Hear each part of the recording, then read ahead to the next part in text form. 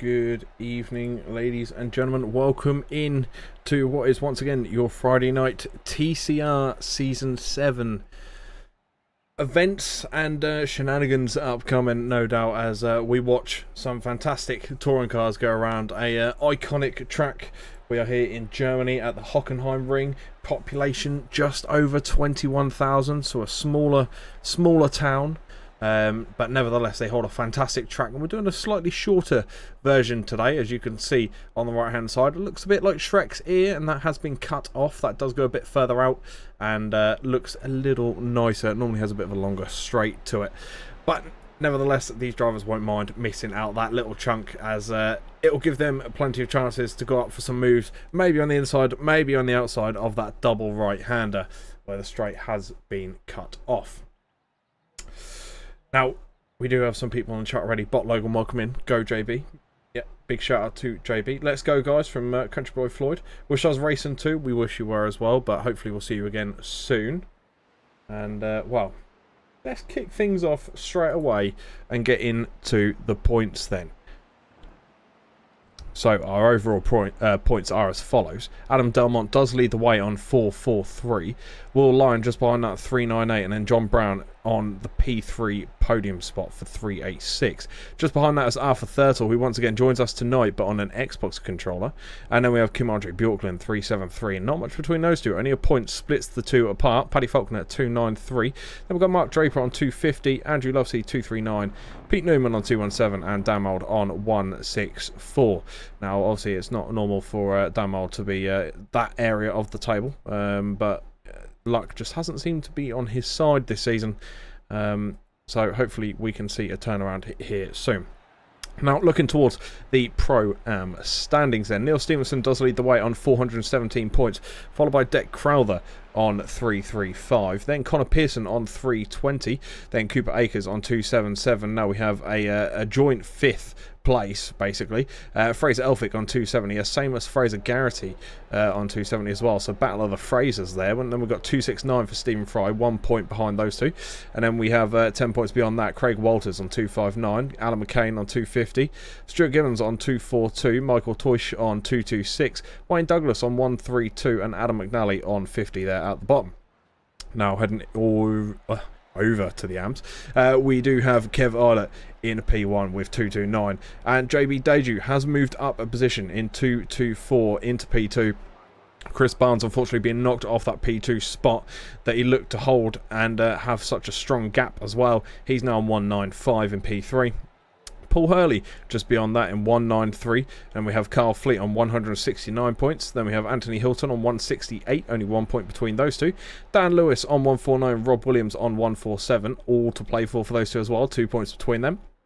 Hilton Nickinson 135, Scott Malcolm 122, Ricardo Neto on 83, Andy Littler on 27, Frank Cinchetti on 24, and Nick Kent not scoring a point this season.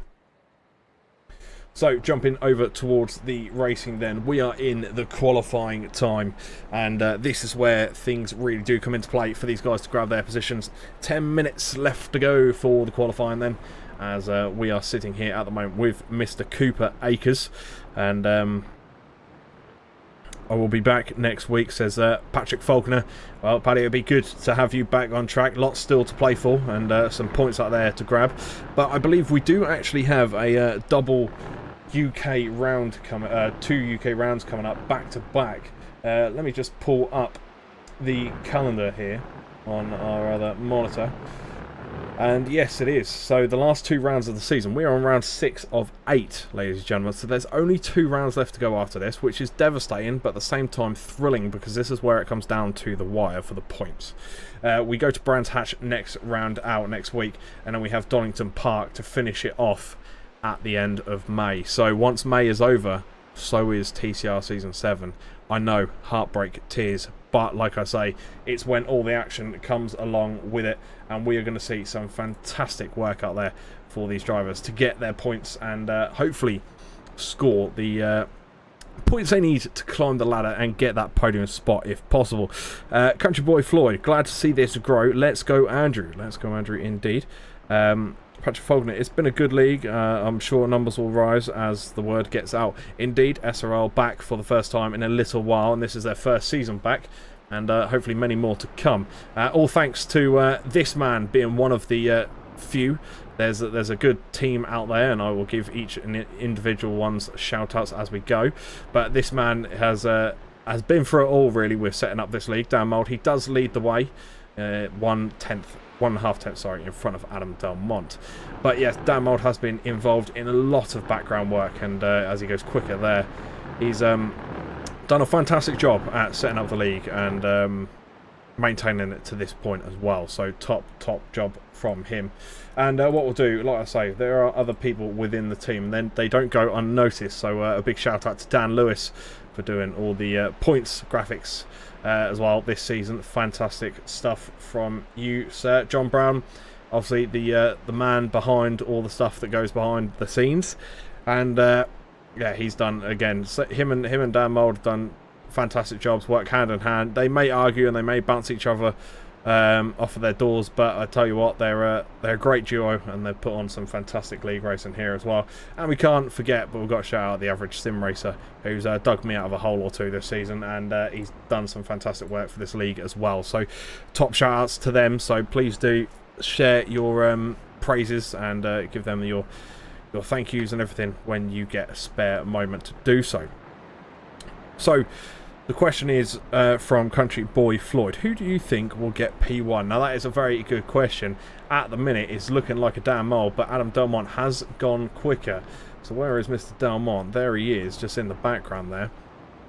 And he's only 0.066 away from Dan Mould's time. So not much between those two, and I think the race is going to be pretty tense as well. Hopefully the pressure doesn't rise too much and get a bit over the top for Mr. Mould, who's going to be seeking to defend a lead potentially, but he's dropped down instantly to P3 there, just as I say that. Commentator's curse may be, as Wayne Douglas, he does take the lead. Now that is a Pro-Am at the top of the tower, so let's go through the colours on the left-hand side so you'll understand those watching at home. Let's start off from the top and work our way down. So the blue is the Pro-Am category, as you saw from the points. You'll see on the left-hand side when we brought those points up, there will be coloured text, and the coloured text represents the colour for that class. So blue is Pro-Am. Now there's one bar on there that's different to all the rest, and that is the bright yellow one. The bright yellow one indicates the car that we are focusing on at the moment. So at the moment we are on Adam Delmont, and obviously that will change as the race and sessions go on.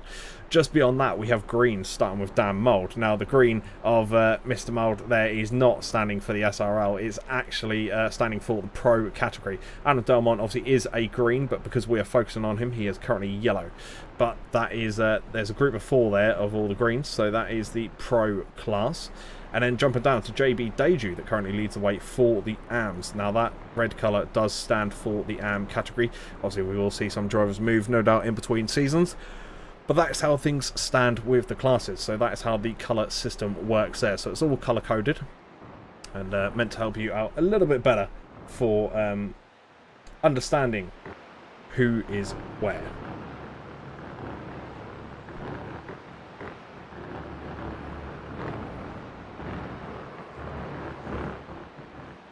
As we watch Adam Delmont take an awfully wide line on the exit of the corner then.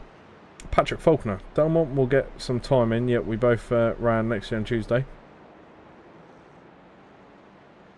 Okay, interesting information. Country Boy Floyd, Dan is the man. Dan is the man indeed. Currently sitting P3. Fraser Garrity not too far behind that though. He's here at the moment on the good old track, but he's not that far behind Dan Mould. As you can see there, 0.007 away from Dan Mould, so nothing splits the two.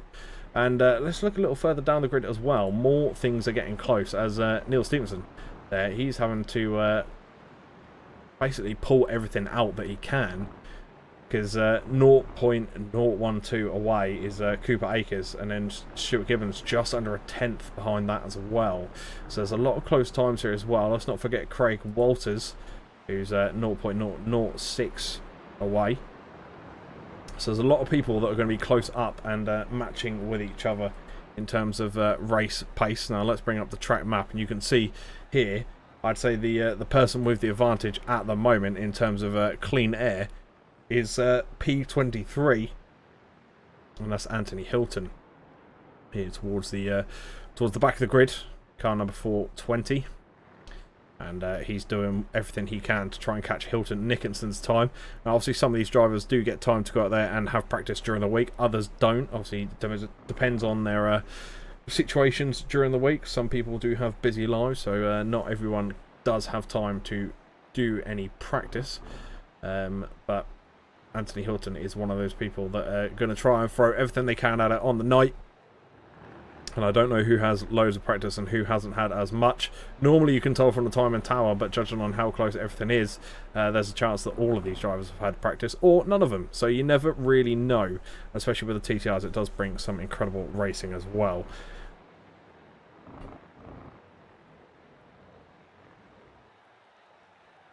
Now what we'll do is we are just waiting for the qualifying session to round up here. And once this qualifying session is up, it'll be an interesting grid to bring to you. I do have the magic number, as we say each week, and Anthony Hilton pushed his way up into P20.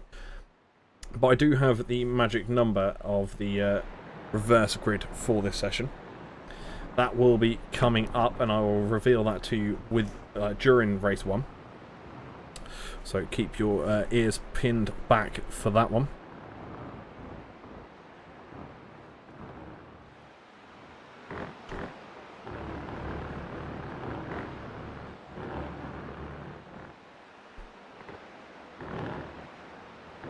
You see the timings coming in across the bottom of your screen there. Sectors split into 3 this time round. And you can see the greens are the on-pace / improvements. The purples are or the pinks is what the drivers are aiming for. And the yellows are no improvements, and the reds are below the standard they need to be aiming for, basically. So those are the colours to look out for. You see Anthony Hilton going green there in the middle sector. With Wayne Douglas at the minute in that light blue Audi. And he's just tucked behind Adam Delmont. So that's not going to be the best thing for Mr. Delmont. Because if he improves his time, then no doubt Wayne Douglas will also improve his. And leapfrog back in front.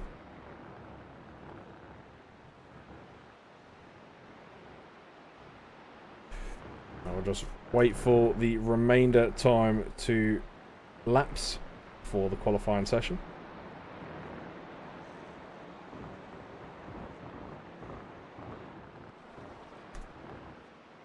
But some fantastic racing we do have yet to come, and a great track as well. Does pose some challenges for some types of racing and some classes of car, but no doubt these won't have much of an issue going around here at the Hockenheimring. Plenty of width in the track for these guys to get some moves done and get some overtakes. Whether they choose the inside or the outside is going to be down to them, but we'll find out very, very soon as we hide the track map. And the qualifying table at the bottom, getting ready to go into the session. Here it comes then.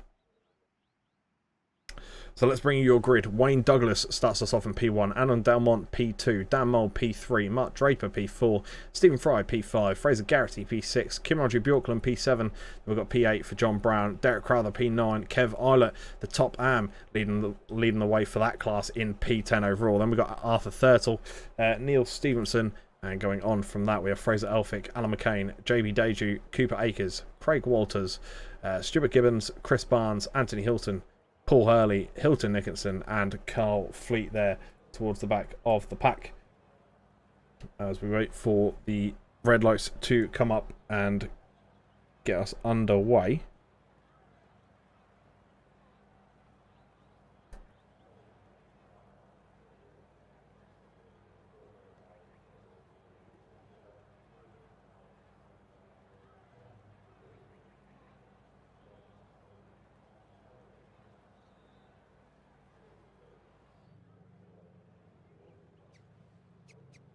It's all quiet on the German front and waiting for these cars to get underway.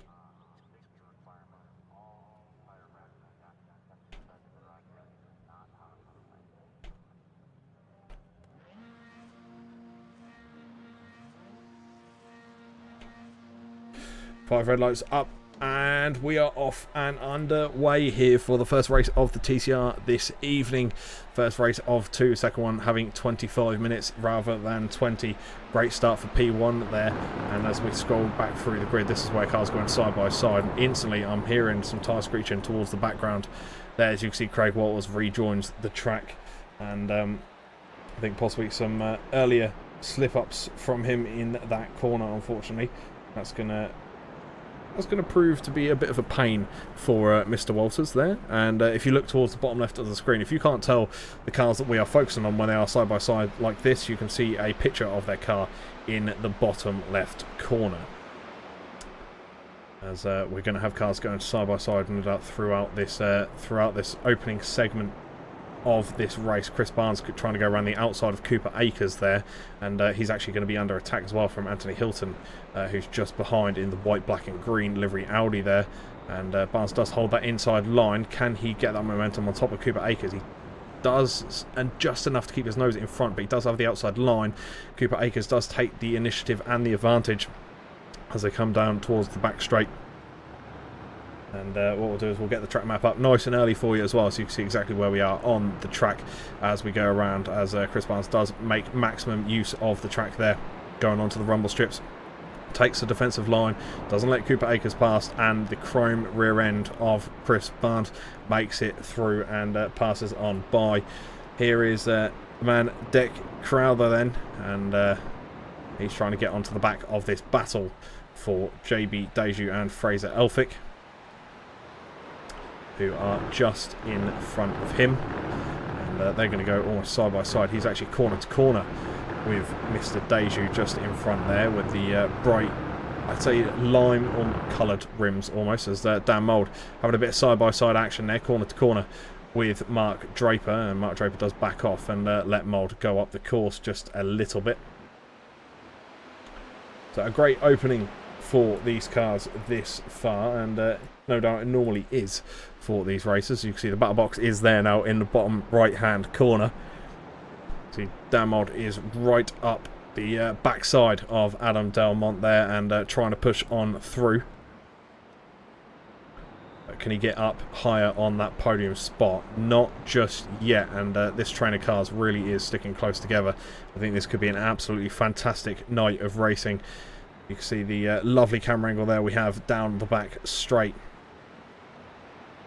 as these guys still all remain in single file.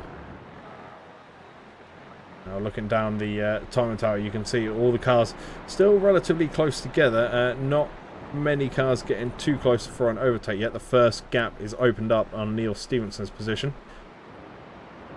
Let's head down to Stuart Gibbons in P21 at the moment, trying to catch up to the back of Paul Hurley just in front, and you can see Anthony Hilton pushing up on the inside line there, and does get the move, but Craig Walters does try and come back. They're now side by side onto the home straight, coming across the start finish line here once more, still side by side. Craig Walters does have that inside line up the inside. He does tuck in though behind the car 420 there, and Walters does settle for P19 behind Anthony Hilton, who does take the defensive inside line into turn 2. Now I think he's a little far back, Craig Walters, for a move there, as we got Stuart Gibbons and Paul Hurley interchanging positions and swapping left, right and centre. Stuart Gibbons does move up to P20, but if he's not careful, this could turn into a 3-car battle. Could be 3 wide on the course, because Paul Hurley and Carl Fleet want to get past as soon as possible. Anthony Hilton still battling out with Craig Walters. Craig isn't going to let him settle there, and unfortunately it looks like Stuart Gibbons has gone straight on, and he's actually gone and went for the toe. So unfortunately he is off track and jumped straight to the pits. So an unfortunate situation there for Mr. Gibbons. Carl Fleet getting right up onto the back of Paul Hurley at the moment. can he get that overtake done? He's got plenty of time to do so. Still just over 15 minutes of this race to go. So it's a typical sprint race distance now for the officials in iRacing, which is a shorter time than normal. We've just seen that Deck Crowther has scored the overtake on JB Deju. And question is, how was it done? Let's have a little look. You can see smoke just in front from JB Deju, and Deck Crowther takes the initiative, goes on the inside on that double right-hander towards the start-finish straight, and comes out on top. So fantastic move there for Deck Crowther. Still in amongst it at the moment. JB Deju having to do a little bit of defensive work against Alan McCain as well. But he does maintain that position and carries on up the road. Deck Crowther is fighting it out with the man, I think the only one to be using a Xbox controller on the grid, as Deck Crowther does take towards the outside line. After that, goes defensive up the inside, but you can see he's really bogged his car down there on the brakes, as Alpha does concede the position to Deck Crowther, who moves up into P12. Now I can reveal to you, P12 is the magic position, so Deck Crowther currently is in reverse grid P1.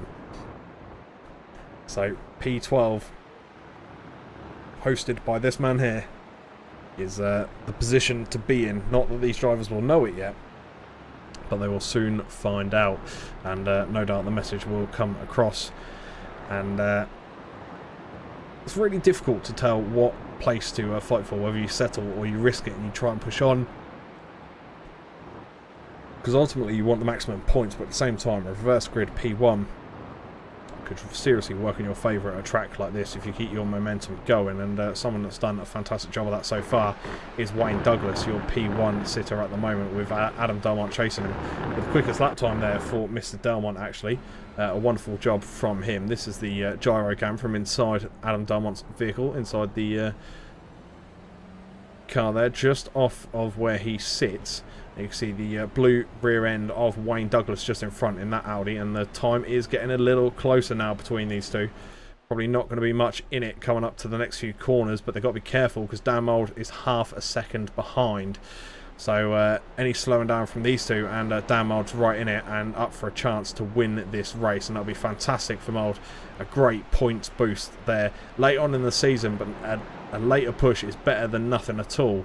So it'd be great if we could see a Dan Mould podium. Now I'm going to stop jinxing him because I have a funny feeling I'm going to do that here tonight. So we're not going to talk about Dan Mould too much here. We're going to try and avoid that. As we can see, I think that's Mark Draper in the background there, going a little off circuit. That is indeed. There he goes, flying by. As we get a wonderful shot of these cars absolutely roaring past on the wall there, and you can see how close they actually get to the wall before going into the tight turns. Car number 35 leads this pack then, and it's Stephen Fry just here in the pinky purple SRL TCR into the double right-hander before onto the home straight. Slightly bouncing off the sausage curbs there. Don't know if that's going to take too much of an effect on the momentum. And towards the back of this pack is John Brown, P8 overall at the moment, sitting just behind Kim-Andre Bjorklund, who seems to pop up here, there and everywhere. And just in front of Kim-Andre Bjorklund we have Mr. Garrity, who's gone awfully wide on turn 1. And it's not a good thing for him whatsoever, as he still keeps his place in this group at the moment, but nevertheless it's not going to be easy to hold. Mark Draper really trying to get that move sorted on Stephen Fry. Holds the right hand line, which is on the outside of this left-hander kink, but is he going to swing back out? He sits in single file. Does he look to go up the inside there? A bit of grass is being flung up from Stephen Fry's car. He does look towards the inside. He does get his nose up the inside as well. Or almost contact there between the two. I don't think there was any, but door to door nonetheless, as they're still side by side. Mark Draper and Stephen Fry not giving anyone room to move. Kim-Andre Bjorklund looked to take advantage, sending it 3 wide up on the inside, but didn't do so in the end. Mark Draper does take the advantage and move up into P4, but not by much. He's literally a nose hair in front. He's now got his car well in front, and Kim-Andre Bjorklund is also going to take the advantage. Oh, a little bit of contact there, but Kim-Andre Bjorklund keeps the car under control. Can John Brown now capitalise on this as well? Stephen Fry really not having a good day at all in the office there as these couple of corners go by. That's going to be one to forget for him, as he loses multiple positions within a single lap, so that's not ideal for the number 35 out there. But he's got to defend against John Brown now, and that's not going to be easy whatsoever. It's never easy defending against the likes of John Brown. Tricky customer to keep at bay, and no doubt it's going to be a challenge for Stephen Fry here as well tonight. As we look towards the timing tower once more, and there he is, Mr. Dan Mould, taking the advantage up the inside line, getting past Adam Delmont. Now, we didn't see that overtake fully, so let's jump back and have a little watch what happened here then. It looks like Delmont really slowed up on the inside there, possibly a slowdown. Lets Dan Mould past and takes the line and says thank you very much, and off he goes up the road. So Dan Mould does move up into P2. A wonderful position change for him.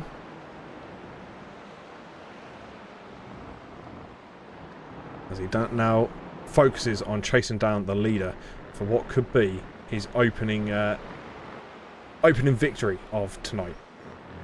And it'll be a great start to battling out in Europe. First stop Germany, P1. Next stop UK, P1 maybe. Let's see if Dan can get the lead and take the initiative to bring back the gold. As we see Alan McCain coming up to the rear end of Arthur Thurtle, who I do want to give a shout out to. He's doing a fantastic job. Under a lot of stress, no doubt, at the minute as well, with moving houses and everything. Doesn't want to give up the racing, so he's pulled out the old Xbox controller and taken it away with that, and he's doing a fantastic job here as well. Let's focus on him then. Here he is, the man in P12. Arthur Thurtle, he's currently got that magical position.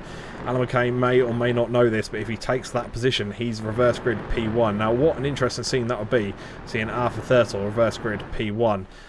He actually pulled off a magnificent race last round out. That was a fantastic one to watch indeed. As we see Kev Eilert here with Chris Barnes as well. And I think that's Cooper Akers going slow on the inside there. His brakes are red hot, but letting a few cars by. Craig Waters does take the advantage through as well.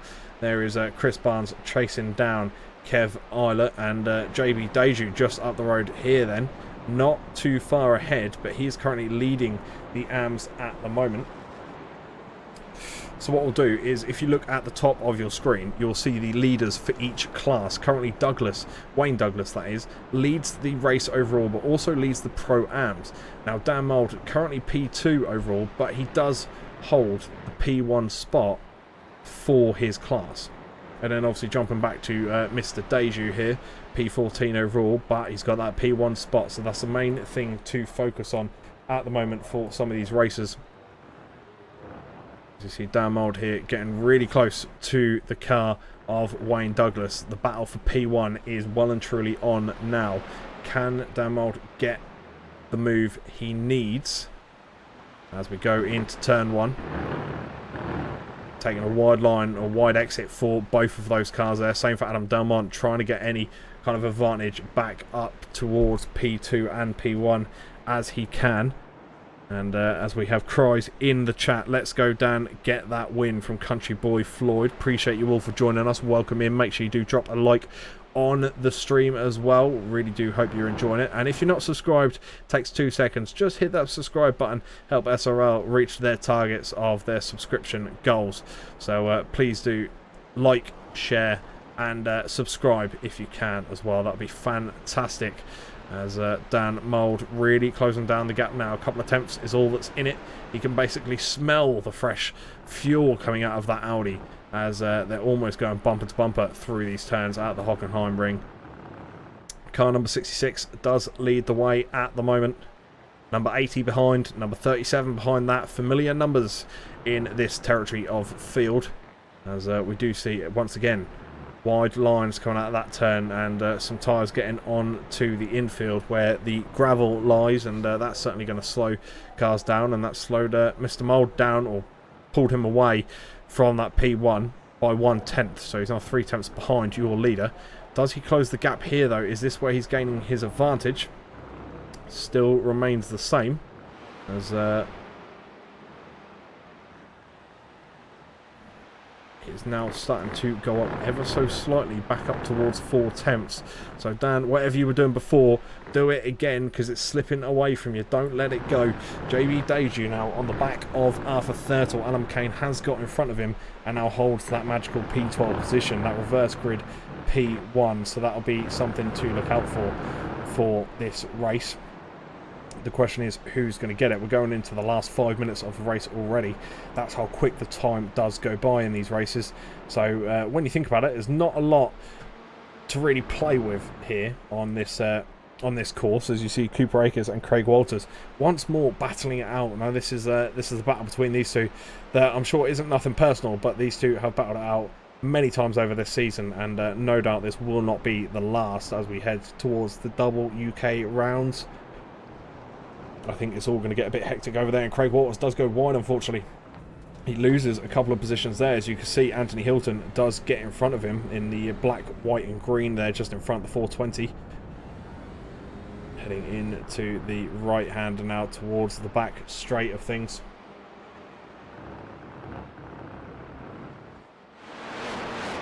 There they go, racing by the wall there. Let's have a little look. The time has gone down just a little bit between Dan Mould and Wayne Douglas. Wayne Douglas has put in a fantastic performance so far. Very consistent and very, very quick. And same has to be said about Dan Mould's pace as well, as Dan Mould sends it into an awesome drift. We got a fantastic view of that. As you can see, he's basically going all-wheel drifting there. Ken Block style through the Hockenheim turn 1, and he's lost a little bit of time there. That does pull Adam Delmont up onto the rear end of Dan Mould's vehicle, but both of them are still not out of the fight yet for P1. It is still there, still up for grabs as we head towards John Brown, who's now trying to put on the pressure towards Stephen Fry as well. So battle between two SRL cars, two of the SRL liveries out there, two different colour variations out on display for you all to lay your eyes upon.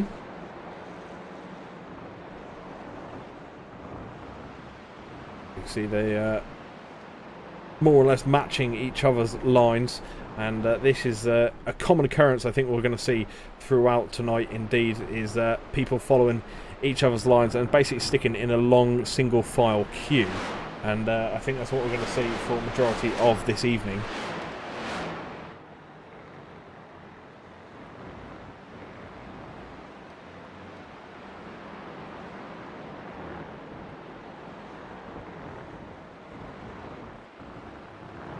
And I'm having reports that Carl Fleet has crashed. Let's have a little look back towards what happened to Carl Fleet, and oh.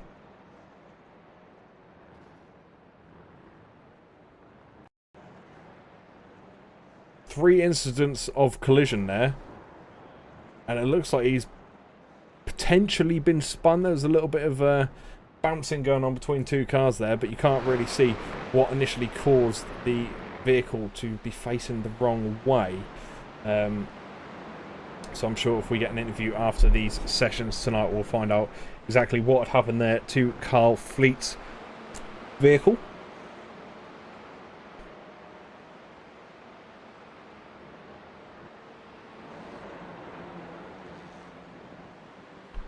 See John Brown P7 overall at the moment.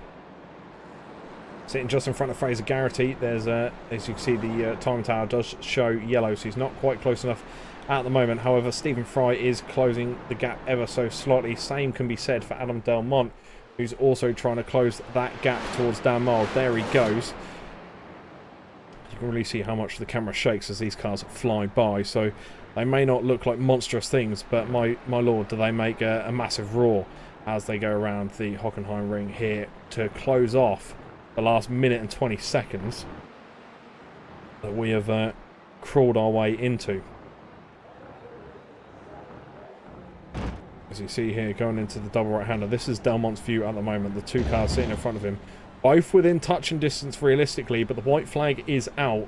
So this is the lap it comes down to. They might have to settle for their positions. The question is, can Delmont get the momentum to catch up to Dan Mould? And here is Mr. Mould. And there is Mr. Delmont. So that's how close these two really are. This is the rear right suspension mount on Dan Mould's car. And yeah, Delmont is... he did get a little closer, but now things are backed off just a little bit. And speaking of getting a little closer, John Brown catching up to Stephen Fry ever so slightly, lap by lap, corner by corner. Dan is sending it from Country Boy. He certainly is, and he's doing a fantastic job of it as well. I'm really hoping we don't commentate curse him. But he's getting within touching distance now of P1. So he's really, really pushing this car. And Delmont is really trying to catch up to the back of him as well. And I think we've just lost Anthony Hilton. We have indeed. Chris Barnes has gone up a couple of positions there. He's gone past Cooper Akers up on the inside. Wonderful little overtake for you, sir, indeed. Jumping back to the lead of the race then. Wayne Douglas at the moment, still P1 overall. Only a couple of corners left. Can he bring it across the line and finish what has been a fantastic race for him? Which he does so indeed across the double right-hander. Half a second behind him is Dan Mould for P2, and then just beyond that, basically half a second again, is Adam Delmont. And Adam Delmont, I'm sure, is flashing in appreciation there for a fantastic race from those drivers. And John Brown comes across P7. Let's keep jumping down towards the grid. This man here, Deck Crowther, just missing out on a reverse grid P1. Nevertheless, front row of the grid. There is your P1 reverse grid sitter. That man may not know it yet, but Alan McCain, you are starting P1 for the second race. Thurtle didn't do a bad job whatsoever, just missing out on that reverse grid podium spot. And he finishes in P13. We'll just wait for the last couple of cars to come across the grid. There goes Paul Hurley to round off your first race.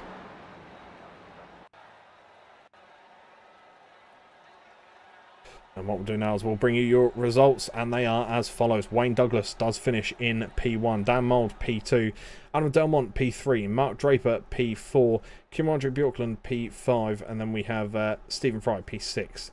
John Brown, P7. Fraser Garrity, P8. Neil Stevenson, P9. And then we have Fraser Elphick, P10, Derek Crowther, P11, Alan McCain, reverse grid P1, but he finishes off the first race in P12. Arthur Thurtle just missing out on that reverse grid in P13. JB Deju leading the AMs in P14, then Kev Eiler and Chris Barnes, and we've seen those two go out at P15 and 16. Cooper Akers then in P17. Going down further from that, P18, Craig Walters. And then we have Anthony Hilton at P19. Top 20 is rounded off by Hilton Nickinson. Paul Hurley, P21. Carl Fleet, P22. And then we have Stuart Gibbons in the P23 spot after the earlier incident. Now what we'll do is I will just note down some of those names as we go into our 5-minute warm-up or cool-down break. And this is the opportunity for you all to go get a glass of water or go to the toilet, do whatever you need to do, and put your feet up before we have 25 minutes of fantastic TCR action yet to come in this second race. So the commentary is going to go quiet just while we are in this period, and we'll be right back once the 5 minutes have lapsed. So we'll see you all very, very soon. Don't forget, like, share and subscribe to the YouTube channel. We'll see you very shortly.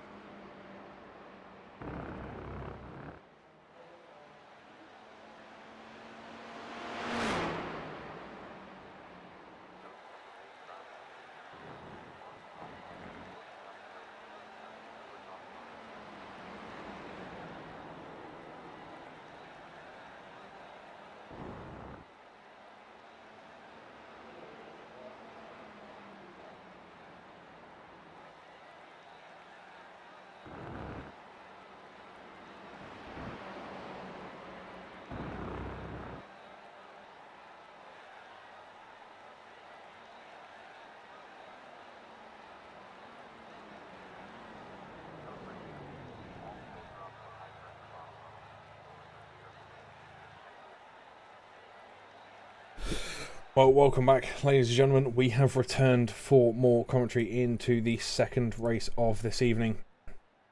What we'll do is we'll bring you your grid for the second race. Anna McCain P1, Deck Crowther P2, and then Fraser Elvick P3. Then we go through them quickly. Neil Stevenson, Fraser Garrity, John Brown, Stephen Fry, Kim Roger Brooklyn, Mark Draper, and Adam Delmont are the top 10. And then, going down from that is Dan Mould, then Wayne Douglas, P11, P12, Arthur Thurtle, JB Deju, Kev Eilert, Chris Barnes, Cooper Akers, Craig Walters, Anthony Hilton, Hilton Nickinson, Paul Hurley, Carl Fleet, and Stuart Gibbons. So there is your top 23 for this race. We'll bring everything up straight away as 5 red lights are up, and we are now focusing on our leader. 5 red lights are up and we are underway. Smoke from all areas of the grid there. Great start from Alan McCain. Deck Crowther having a decent start as well. Now the question is, can Crowther hold it against Fraser Elphick in the first corner? You can see him jumping up on the rumble strip there. Elphick does take a wide line. He's now under pressure from Neil Stevenson and Fraser Garrity, as those two are approaching very fast on the rear end as well. So those two having fantastic starts. You can see they're side by side already. Battle of the Frasers at the minute for P3, and it looks like Mark Draper is round at the back there, manages to keep it more or less in a straight line, and has lost some positions unfortunately as Chris Barnes is on the inside once again of JB Deju. These two do battle once more, heading up towards Kev Eilert, who does lead the way for the AMs at the moment. And there goes Chris Barnes getting his nose in front, backs off on the brakes rather early, and that brings Craig Walters into play, but that also gets 3 wide. Kev Eilert is rubbing up against Chris Barnes' car, and that got a bit ugly pretty quickly there on that turn, but they all done very well to get out of that, you know, scotch-free, especially Barnes on the outside there, keeping it on the track, and almost contact once again between Barnes and Anthony Hilton as they come into the braking zone there. Anthony Hilton going side by side with Cooper Akers, and Mark Draper going on the inside there. Contact between those two, but he knows to back off and keep it safe, and that is exactly what he's done. So Cooper Akers and Mark Draper are able to carry on going with this race, and still pretty much side by side for majority of this battle, no doubt, between those two.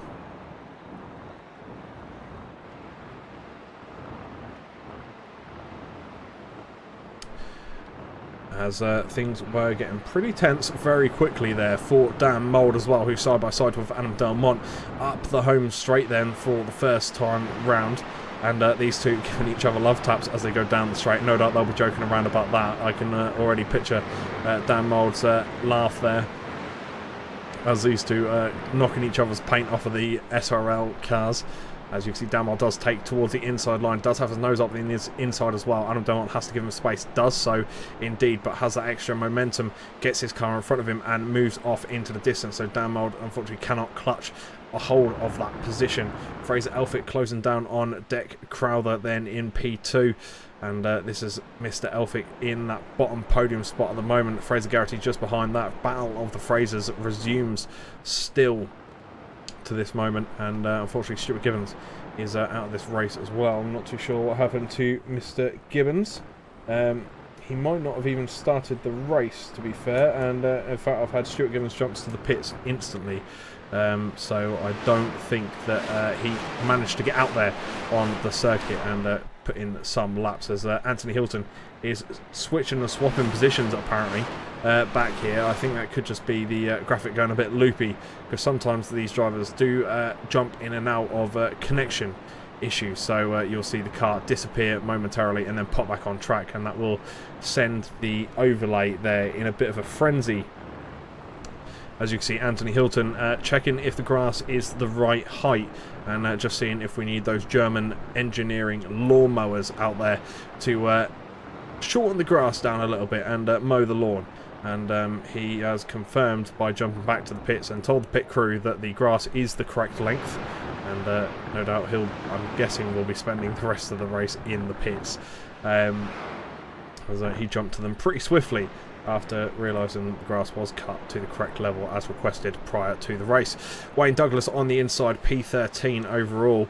Not a bad start for him. He's kind of just around where that reverse grid position was, but remember that isn't going to be a factor in this race. Just up ahead though, Dan Mould and Adam Delmont, I thought they were sending it 3 wide there with Stephen Fry, but they are 2 wide going into the right-hander, double right-hander here once more. And again there's contact between the two. No doubt this is not going to be the only time I mention this, but these two do love a good battle, and a good battle they're certainly getting as they nudge cars once more.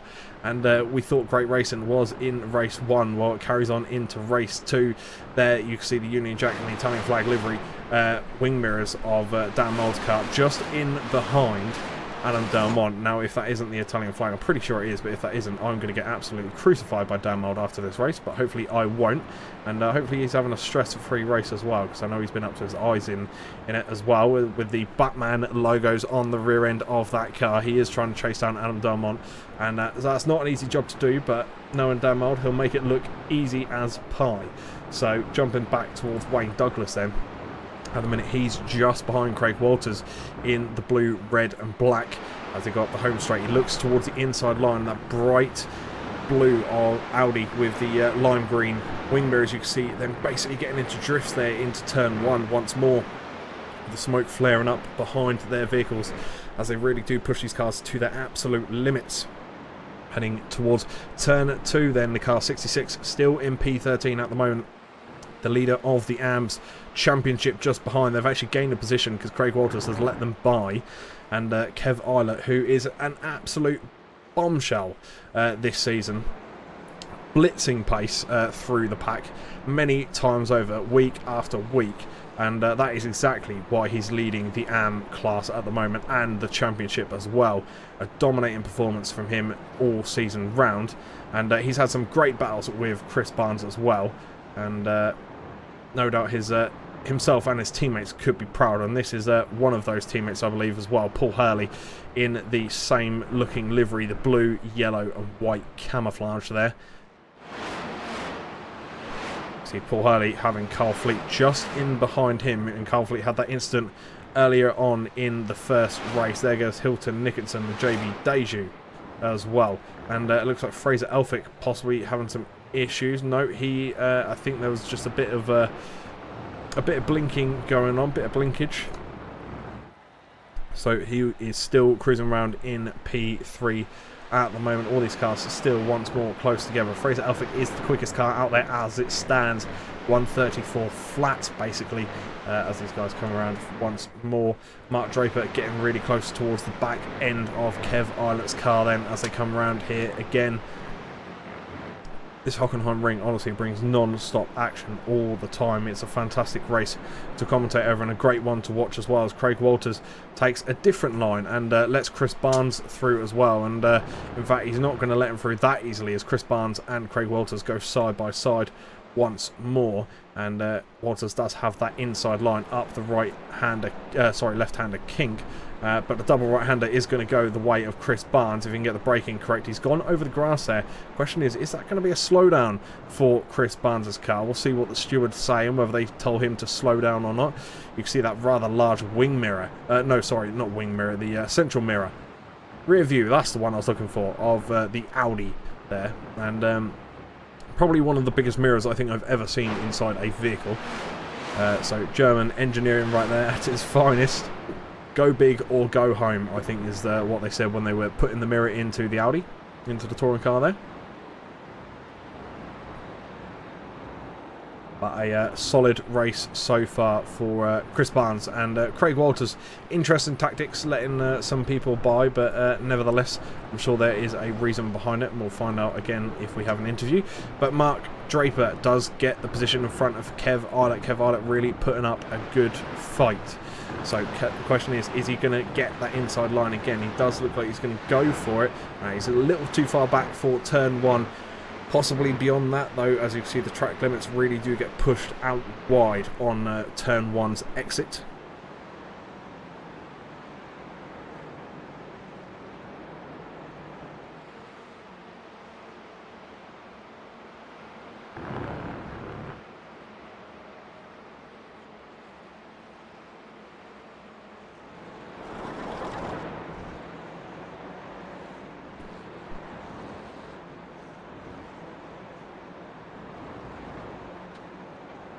let's look to a familiar customer here. Car number 80, Dan Mould, just up behind Anna Delmont and in front of Stephen Fry. Now this is the SRL sandwich, and I present to you the filling between the bread. Dan Mould, car number 80 there. No doubt this pack of three will be close together for the entirety of the race, really. They're all very similar pace and very good racing styles as well, so no doubt they'll be able to keep up with each other, but also bring us some fantastic entertainment along the way. And one thing is to note that the Pro-Ams do lead this race at the minute. They lead the way, the top five all being Pro-Ams, and then after that then comes the four Pros, before it then starts mixing itself up and getting down towards the Ams. So as you can see, they do take a very wide line onto the home straight there. Let's look up towards Alan McCain at the minute, who's still P1 as it stands. Dick Crowther, P2. And Fraser Elphick here. Battle of the Frasers for P3. Fraser Elphick in that third position and Fraser Garrity P4. Wayne Douglas switching positions there with Mr. Arthur Thurtle, who again is doing a fantastic job on a controller. P12 overall at the moment. I don't think it's going to be the Hollywood finish that Thurtle wanted, just like we saw last week. I think this is going to be slightly different this time around, with a plenty wide track and fairly fast flowing as well. It's not going to be easy to take advantage with that, with the Xbox controller, unfortunately for Thurtle. So it's going to be a bit of a bummer for him. But no doubt he's still enjoying himself being here anyway with the group. Enjoying some fantastic racing on what has been a lovely Friday morning and afternoon. Just a lovely Friday overall. Weather was not too bad at all. So a fantastic way to finish off here with some racing this evening. Fraser Garrity still trying to get past Mr. Elphick. Trying to be the pride of Fraser's as best as he possibly can by getting that overtake. The question is he going to get it done within the next few laps? We will soon find out. As you can see, the wide line taken by the SRL livery of Fraser Elphick there. Car number 13 in P3 going into turn 1. How wide is the exit there? You can see it's a lot wider for Elphick than it is for Garrity. Garrity really does keep that car controlled through there, and I wonder if it's just the grip of the Honda maybe is a little more superior in turn 1 than the Audi. Possibly not. Maybe it's just the driver line. We don't know, but we'll soon find out, and we'll soon see if it plays dividends in the battles as well, as Dick Crowther is closing on that P1 spot. He's looking for an attacking move here, in fact, as we look towards the double right-hander, and the only thing he's going to be shown is the outside line. Obviously, he's not going to get around there. Still in P2 at the minute for Dick Crowther. Now back to 4 tenths behind your leader, but Elphick is right up on the rear end of Crowther's car now. That 167 there, blade design, orange, white and black with the bright orange rims as well. As they head down the back straight, wait for them to roar past against the wall. There they all go. There's the battle for P1, there's the battle for P6. It's all going down here at Hockenheim. Germany wasn't ready for an earthquake, but they're certainly going to get one as these cars rumble through what is pretty much the halfway mark of this race. Almost bang on when I said that as well. So fantastic timing from me. Anyone would have thought I was a professional. As Chris Barnes, not Chris Barnes, I've ruined it now. I've said I'm professional and now I'm getting names mixed up. Dick Crowther still holds P2.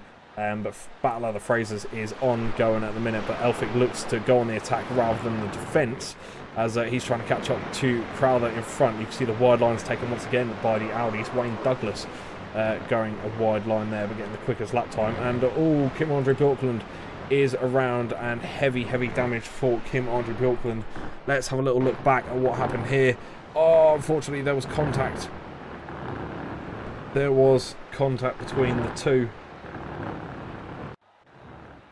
I'm not too sure who had that contact. We're going to go looking for him, see who it is. Oh, there's someone else that's having a bit of contact there as well, unfortunately. Craig Walters is off.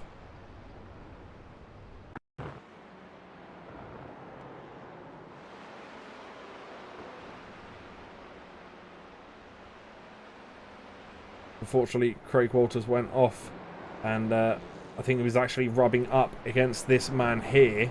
As I saw it, it was a It's definitely a Kraken Racing livery, the chrome, red and black, very distinct and stands out very well on in this group of cars. And I think there was actually a bit of netcode there. Now, to explain what netcode is to anyone that may not know, there's a gap between the two cars and there's no clear contact indicated. However, the sim believes that there is contact between the two cars, and that is due to networking. So that is the issue with the netcode collisions. So the cars don't actually make contact to our eyes. However, the sim says, nope, you definitely touched, and unfortunately puts on the repercussions to the cars. As you can see, Deck Crowther really taking a wide line there to Fraser Elphic's attack. But Garrity is not far behind. He is closing up very, very quickly. This is the view from Garrity's car, Audi Central, as Elphick does take the inside line. In fact, Garrity has gone through as well. They are on to their podium spots. Let's have a little look at what's going on with Deck Crowther. I think he had a slowdown, which unfortunately is moving down to P6, and no doubt very soon P7. As Dan Mould is on the outside line there. He has taken the advantage in front of Delmont onto the back end of Deck Crowther now then, and they do touch on the way round. Obviously, Dan Mould's going to want to get past as soon as possible to get by Deck Crowther indeed. And let's have a little look at Dan Mould's point of view. You can see how close these two are now, heading towards the back straight, and this is where the camera is on the left-hand side as we see it, on that wall there, as the cars go rumbling by that wall once more, touching it almost as they go flying by. You can see the extra wide line that Damal's taken there to really gain extra momentum on the exit and try and stick it on the inside of Deck Crowther, and he has done. He did get his nose on the inside, but Deck Crowther does very well to keep his speed up and keep his nose ahead, and maintains that P6 for now. But it's not going to be safe for very long as they go through the double right-hander onto the home straight. And you can see the blade design model on the back of his car there, back of Crowther's car, heading to turn 1. Let's see how wide this Audi goes compared to Mould's car, and not very wide that time, so maybe not pushing as hard now. Is Mould going to look up the inside? He does so indeed. He has got his nose in, up alongside. That's going to cost Mould some time, I think. Delmont is now right onto the rear end of his car, so he needs to get by Crowther as soon as he possibly can, because if not, that's going to cost him dearly and cost him some major positions as well. So needs to be careful of that, Dan Mould does, in that number 80 Sim Magic SRL car there. Looking up the inside again of Deck Crowther, and I think Deck Crowther this time has given him a bit too much space, and he does take the initiative, goes through, but still side by side, and Deck Crowther does take that position back, and I think that's going to cost Mould. You can see there's a little bit of damage on that left-hand side now where they've come side by side, and that's possibly even created from the amount of contact that he's had with Delmont and now Crowther. So that's going to be an interesting one to look at later on. And there's contact there between Wayne Douglas and Stephen Fry. Stephen Fry does manage to carry on, and Douglas is in the wall, but I think he's able to carry on. He is driving back to circuit very quickly. He's looking like he's going to keep the car moving. Not too bad of damage on that vehicle, on maybe a slight bit of wheel damage, but nothing too terrible. The car doesn't look too far out of line.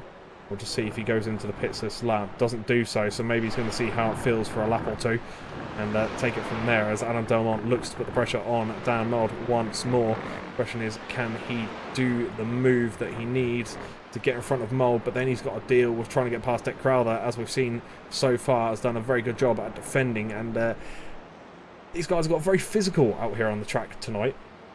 But it's not a bad thing. It's been fantastic to watch these guys go at it in battle, as Fraser Elphick challenging for the lead, and doesn't get his nose in front. I think gets on the brakes rather early. Goes the cutback though. He is now in the lead. He takes that P1 spot past Alan McCain. He juked out Alan McCain, I think, into the braking zone, which sent him way too deep into the corner and cost McCain way too much time. So now there is a McCain between the two Frasers. So the battle of the Frasers is put on pause for now, as we have one Fraser lead, and that is Mr. Elphick in the number 13 car. Then we have the 212 of Alan McCain, and then we have the 117 of Fraser Garrity, who is on your screen now in the white, blue and black Honda. And he does look towards the inside line, but doesn't go for anything, more scat tactics rather than anything else, as we head towards the last 6 minutes of this race this evening. As you can see, the sun setting in Germany. Not much time left on the clock for these guys to get their moves done. But let's jump towards a man that we haven't really touched on much this race this far, and that is John Brown. There towards the rear end of this pack of cars. He is just behind Neil Stevenson there, who is in the, I would say it's more of a navy black and white vehicle. Here is that man indeed. You can see there is John Brown just behind, so not far at all.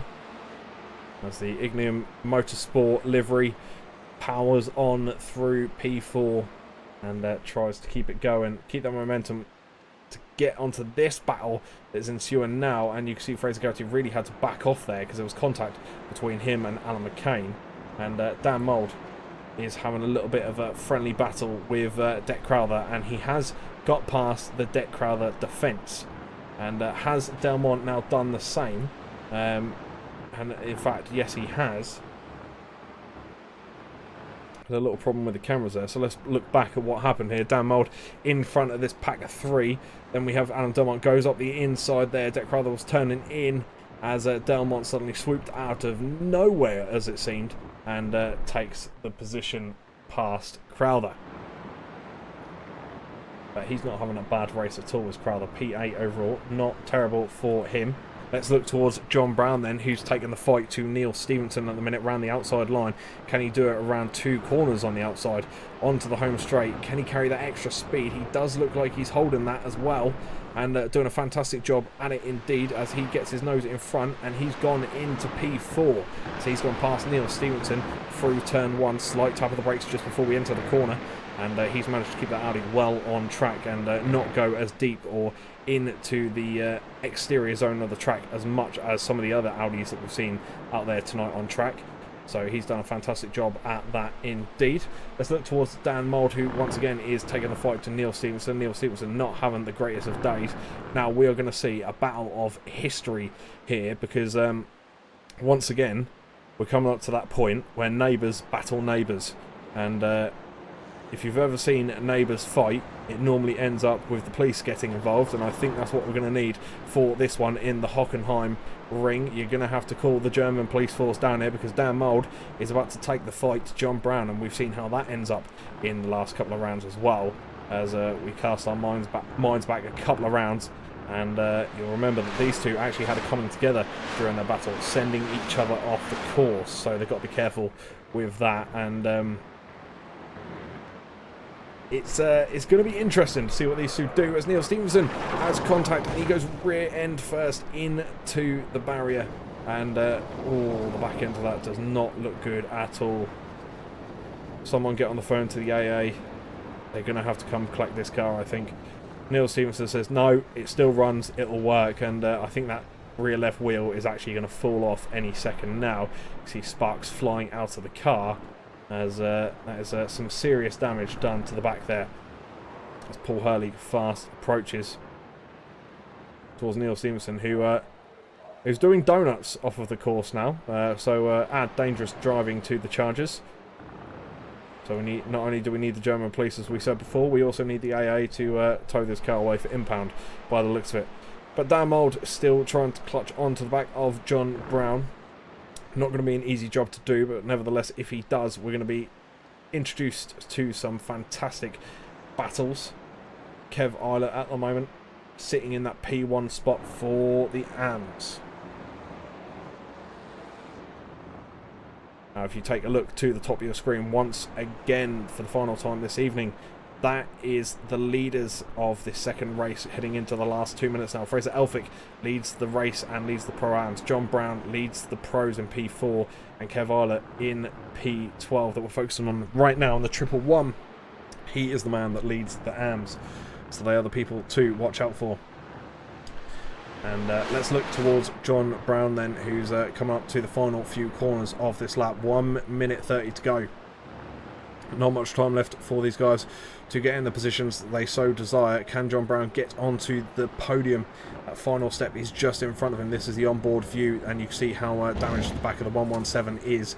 Will that impact any speed or not? There's the white flag of Barney on the right-hand side. Adam Delmont is into the pits, so he's going to go down the timing tower as John Brown really getting up onto the back end now of Fraser Garrity.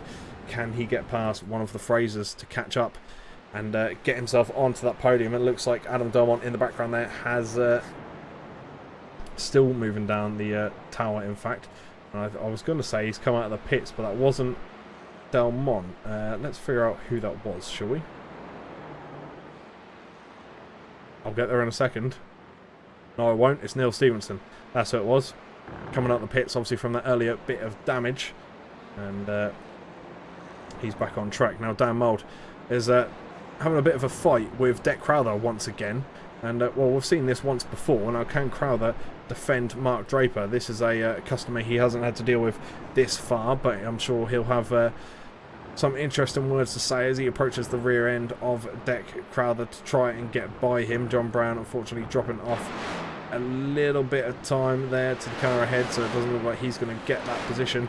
Look towards your leader then, Fraser Elphick, who's led a fantastic race this far, managing to get the lead after sending Alan McCain a bit too deep into the corner. And when I say sending him, I think just tricked him a little bit with the braking into that corner and got Alan McCain carried away a little too much. But Fraser Elphick does come across the line to finish P1. There is the line in front of you, sir. There is the lights indeed as he comes across P1, Alan McCain P2, and then Fraser Garrity P3. John Brown just missing out on a podium, unfortunately, in P4. And then Dan Mould P5. Fantastic night for Dan Mould indeed. P2 in the first race, P5 in the second. Deck Crowther having a good race as well. See Wayne Douglas finishing P11. He finished P1 in the first race.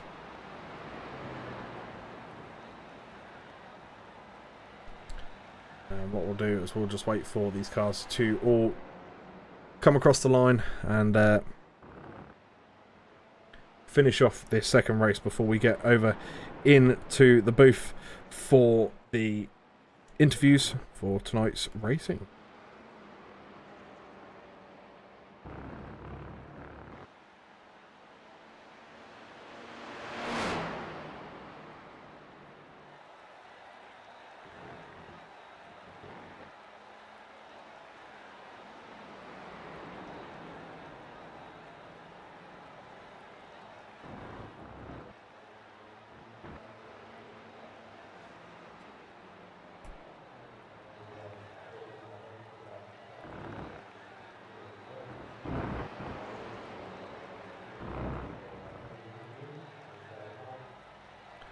And there goes Kim Andre Bjorklund across the line then. And that does round off your night of racing. So what we'll do is we'll bring you your results here in just a second. Your feature results are as follows. Fraser Elphick does finish in that P1 spot, followed by Alan McCain in P2. Fraser Garrity P3, then John Brown P4. Dan Mould rounding off your top 5. Deck Crowther just missing out on that P5 spot in P6 overall. Then Mark Draper P7, Stephen Fry P8, Arthur Thurtle P9.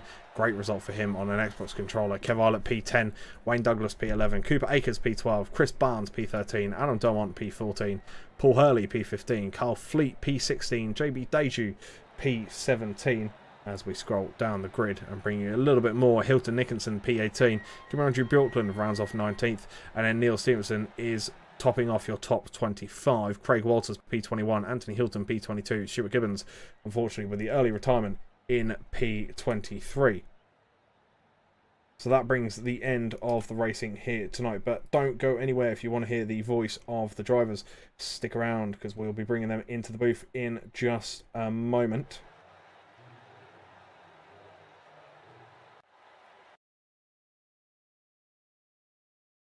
So have a little look at who we want to get in first. Now let's bring in the winner for race 2, and that is Mr. Fraser Elphick, sir. How are we doing?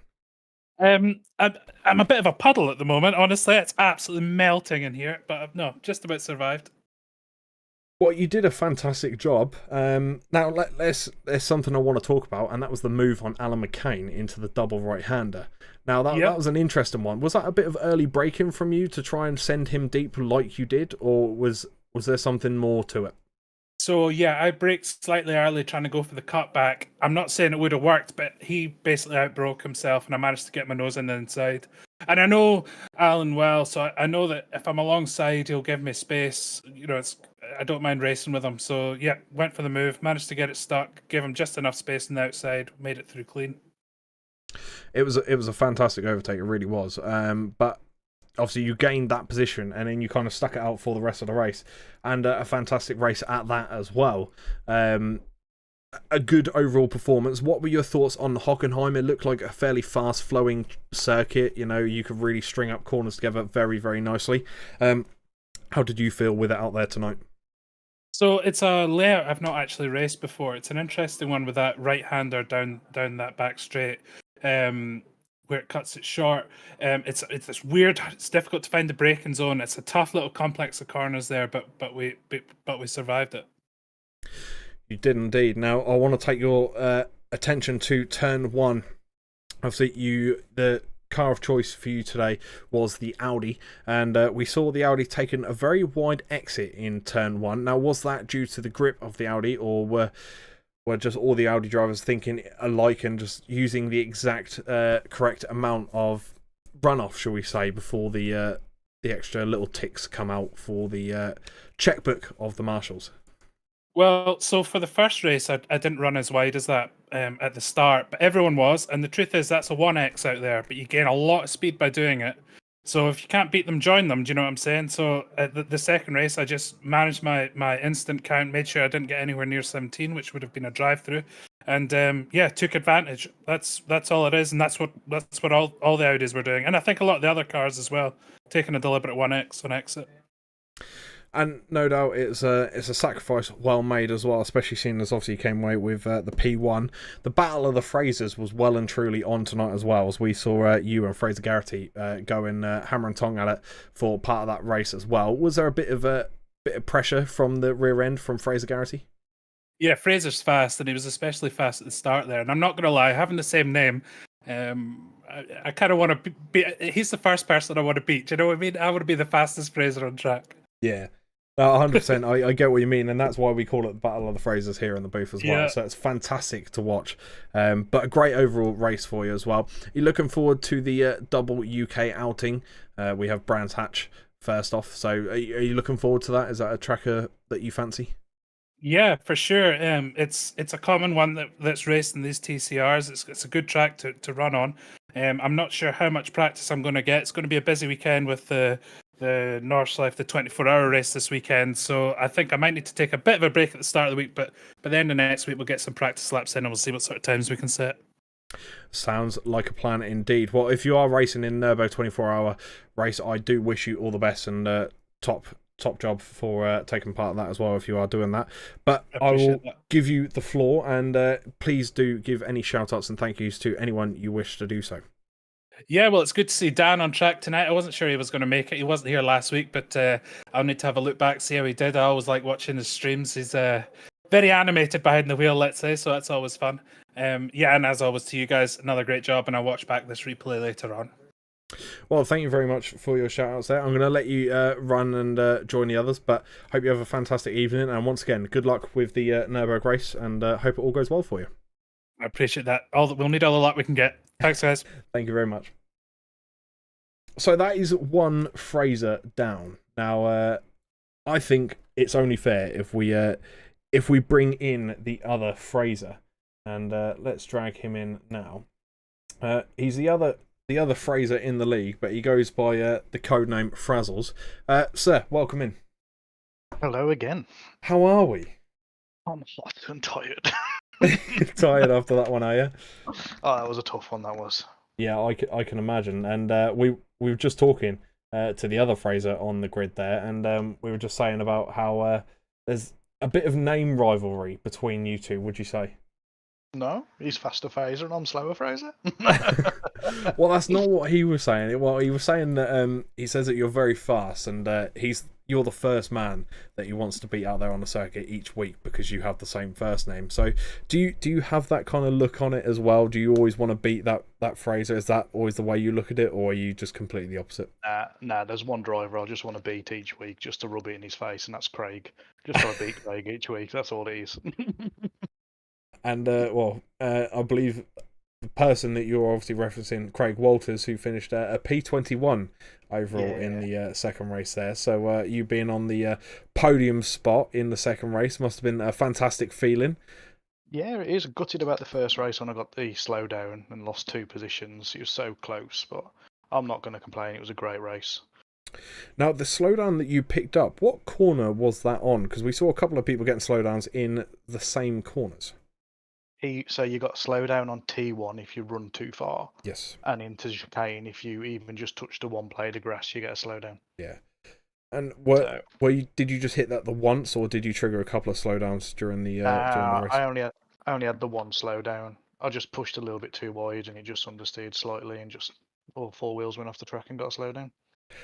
Well, nevertheless, slowdown or not, obviously a second race was a fantastic drive, and obviously you were putting the pressure on quite a lot there. Now, how did it feel with trying to get past Deck Crowther? Because he's a name that I want to bring up because he put in a fantastic defensive job against Dan Mould and Adam Delmont as well. And I just want to know, was it quite easy getting by him? Because I know at one point he did slow down and kind of let a couple of cars through. Were you one of the lucky few?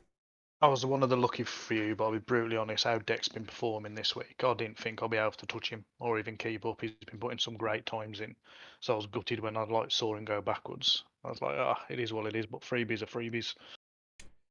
Yeah, I mean, you take what you can get at the end of the day. But Hockenheim, a lovely track to broadcast over and fantastic to watch as well. I was just saying to the other Fraser, it's very fast flowing and it looks like it's very nice to drive on. What were your thoughts on the German track? I struggled all week in practice, could never put a lap together at all. And as soon as we went into qualify, I don't know what happened, everything just clicked. And I was like, oh crap, all right, here we go. And then I just enjoyed all of it, to be honest. Wasn't expecting to. I was expecting to be at the back. And here I am in the commentary booth again.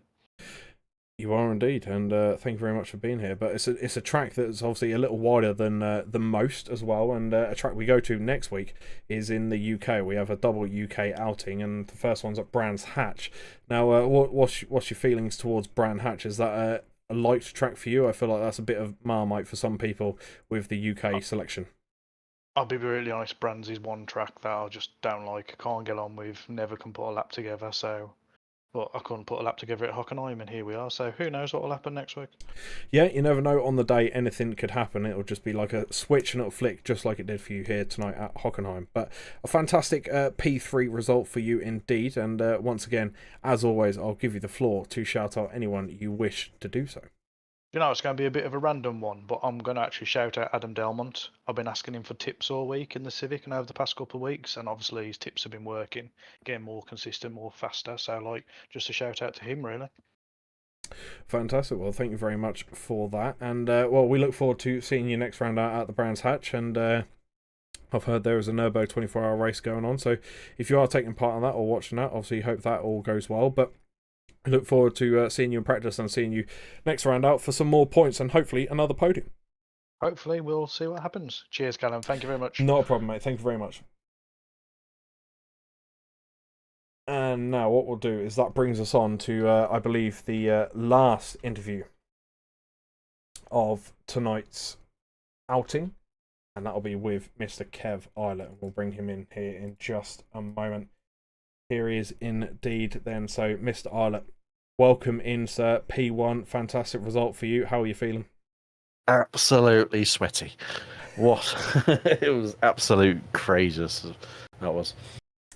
A lot of people said the same thing. They're finishing these races dripping of sweat. Obviously, it is getting warmer in the world at the moment as well for a lot of places. So that's obviously bringing in some struggles. But how does it feel racing, sort of like getting into this time of year? Behind the rig, do you find it a bit of a struggle sometimes, sort of getting behind that, knowing the heat that you're going to be sweltering and everything during these races, or do you just kind of forget about that once you're on track? Do you know what? That's a good question. I don't know actually. I think I've got two fans on me and I'm driving, so I think you just kind of get into a zone. But you are aware of it because I know as Brits we're not designed for hot weather and physical activity. No. But I think yeah, a couple of fans and yeah, just concentrate and just hope sweat doesn't go in your eye, which it did for me at one point, which was fun.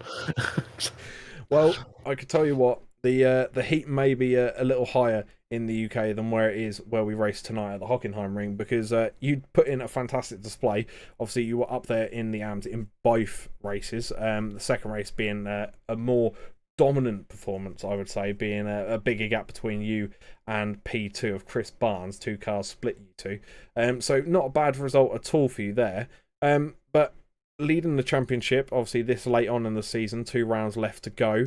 Confidence level still up there, or are nerves starting to come into play now? I don't do nerves. I just try to do whatever I can. I'm too old for nerves. I'm just enjoying the battle, to be honest. With JB coming down into the AMs as well, that's made it really, really hot. He got me in the first race by 1 position. I'm not sure what happened to him in the second race because he went straight through the hairpin. But there's me, Barnesy, and Dejoux all there and battling good, which is really enjoyable. At the end of the day, if one of them beats me, fair play. It's just important just to keep it clean on track and race hard, which I think everyone did in that last race. It was so close, bumper to bumper all the way around, and hard to overtake. That certainly was, and it made a fantastic broadcast as well, to be fair. It was fantastic to watch up here. Now, I've mentioned to everyone that's come in the booth so far, Hockenheim seems to be a very fast-flowing track. Looks to have really nice racing out there. What were your feelings on the Hockenheimring in general in terms of the track that compared to the others we've seen this season? Is this one of the ones that is more up there on your options? Me and Hockenheim have a very love-hate relationship. I love Hockenheim, but it hates me. I just never seem to get into a rhythm or groove, no matter what layout we race on here. But it kind of came together in that last race a bit better. But it's a good test of car. It's a good test of character. It's a good test of consistency. Because you make one mistake, as I did in the first race, a little off track, which gave me a slowdown. I lost 5 or 6 places in a blink of an eye. And then you just can't get that back. So it's a real punishment track, but reward for driving consistency as well. And if you're consistent, they make mistakes, you get the places back, which is what happened to me in the last race. I saw Barnesy make a couple of mistakes behind, I think, and get into battles, and I thought I'm just going to keep my consistency. That's the important thing. And then I got into a battle with Arthur and Douglas, which was intense, and I feel bad I couldn't overtake Arthur, knowing that he's on a controller. Well, yeah, he had a good night out, to be fair, because he finished, I believe it was P9 overall with that controller. So he done a wicked job out there with that. But obviously, you and some of your other teammates seeming to put up some good results recently and having some good races as well. No doubt that is something you're going to look forward to doing in seasons yet to come as well. Obviously, no doubt there probably will be some form of TCR season after this. Is this something you're looking at doing, maybe bringing your team along as well? Absolutely, we've got a good little group of guys here in the tarts who we enjoy racing teal cars. A lot of them, it's their first time racing competitively. We have a good laugh when we're racing as well, and hopefully we'll get a few more in as well coming through, or returning as well from previous seasons of many ilk. But no, it's going to be something that we're going to keep doing quite a lot of. We make a bit of a good night out of it before we go and join the other guys in the SRL Discord as well. Yep. And what wonderful stuff it is to watch indeed. Now, obviously, we go to Brands Hatch. This will be my final question for you before I give you the floor. But Brands Hatch, is that a track that you like, or is this something you'd rather avoid? It's a bit like Hockenheim for me. It's another love-hate one. Love driving it.